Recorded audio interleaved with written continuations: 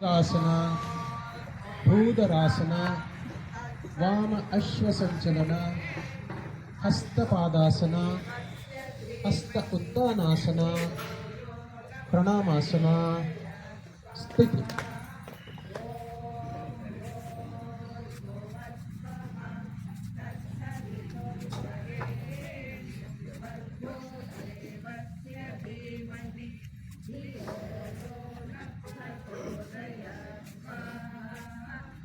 ಸಾವಕಾಶವಾಗಿ ಸೂರ್ಯ ನಮಸ್ಕಾರವನ್ನು ಮಾಡಿಸಿದಂತಹ ಶ್ರೀಯುತ ಪರಮೇಶ್ವರ ಸುಪರ್ಣಿಸ್ ಅವರಿಗೆ ಧನ್ಯವಾದಗಳು.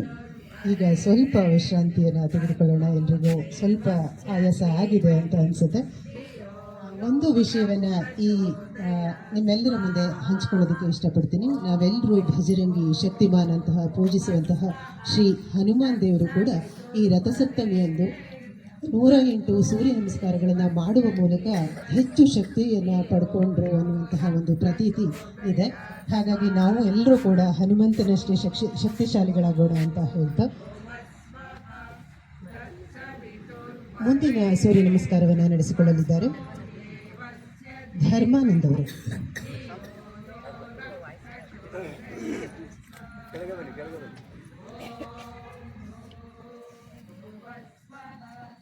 ಬೇಗ ಬನ್ನಿ, ಇಲ್ಲಿ ಇದೆ.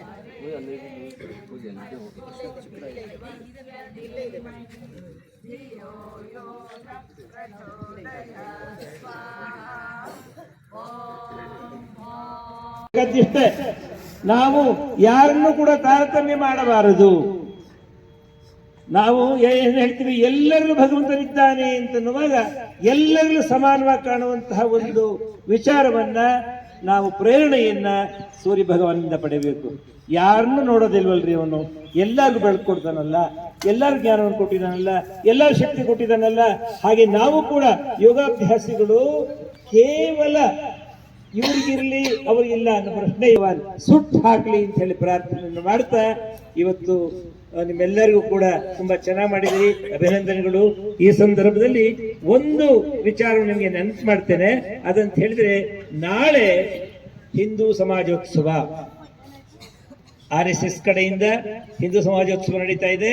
ಕುವೆಂಪು ನಗರದ ಪೊಲೀಸ್ ಸ್ಟೇಷನ್ ಪಕ್ಕ ಇರುವಂತಹ ಮಲ್ಲೇಶ್ವರ ಸ್ವಾಮಿ ದೇವಸ್ಥಾನದಲ್ಲಿ ನಾವೆಲ್ಲರೂ ಭಗವಾನ್ನಿಂದ ನಾವು ಪಡಿಬೇಕಾದಿಷ್ಟೇ. ನಾವು ಯಾರನ್ನು ಕೂಡ ತಾರತಮ್ಯ ಮಾಡಬಾರದು.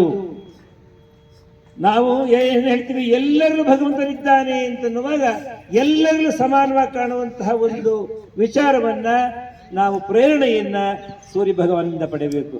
ಯಾರನ್ನು ನೋಡೋದಿಲ್ವಲ್ರಿ ಅವನು, ಎಲ್ಲರಿಗೂ ಬೆಳ್ಕೊಡ್ತಾನಲ್ಲ, ಎಲ್ಲರೂ ಜ್ಞಾನವನ್ನು ಕೊಟ್ಟಿದ್ದಾನಲ್ಲ, ಎಲ್ಲರೂ ಶಕ್ತಿ ಕೊಟ್ಟಿದ್ದಾನಲ್ಲ.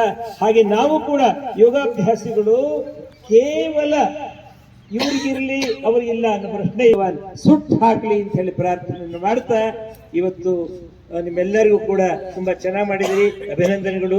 ಈ ಸಂದರ್ಭದಲ್ಲಿ ಒಂದು ವಿಚಾರ ನಿಮಗೆ ನೆನಪು ಮಾಡ್ತೇನೆ.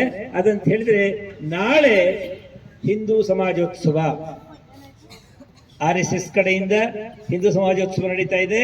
ಕುವೆಂಪು ನಗರದ ಪೊಲೀಸ್ ಸ್ಟೇಷನ್ ಪಕ್ಕ ಇರುವಂತಹ ಮಲ್ಲೇಶ್ವರ ಸ್ವಾಮಿ ದೇವಸ್ಥಾನದಲ್ಲಿ ನಾವೆಲ್ಲರೂ ಎಲ್ಲರಿಗೂ ಶುಭೋದಯ.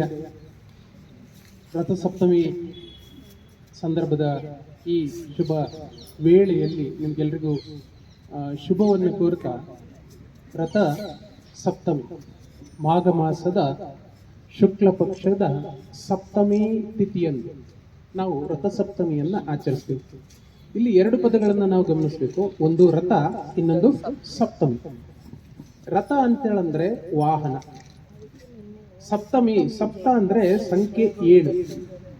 ಈ 7 ಏನನ್ನ ಸೂಚಿಸುತ್ತೆ ಅಂತ ಹೇಳಿದ್ರೆ ಸೂರ್ಯನ ರಥಕ್ಕೆ ಕಟ್ಟಿರುವಂತಹ ಅಶ್ವಗಳನ್ನ ರಥಸಪ್ತಮಿ ಸಂದರ್ಭದ ಈ ಶುಭ ವೇಳೆಯಲ್ಲಿ ನಿಮ್ಗೆಲ್ರಿಗೂ ಶುಭವನ್ನು ಕೋರ್ತಾ, ರಥ ಸಪ್ತಮಿ ಮಾಘ ಮಾಸದ ಶುಕ್ಲ ಪಕ್ಷದ ಸಪ್ತಮಿ ತಿಥಿಯಂದು ನಾವು ರಥಸಪ್ತಮಿಯನ್ನು ಆಚರಿಸಬೇಕು. ಇಲ್ಲಿ ಎರಡು ಪದಗಳನ್ನು ನಾವು ಗಮನಿಸಬೇಕು. ಒಂದು ರಥ, ಇನ್ನೊಂದು ಸಪ್ತಮಿ. ರಥ ಅಂತೇಳಂದ್ರೆ ವಾಹನ, ಸಪ್ತಮಿ ಸಪ್ತ ಅಂದ್ರೆ ಸಂಖ್ಯೆ 7.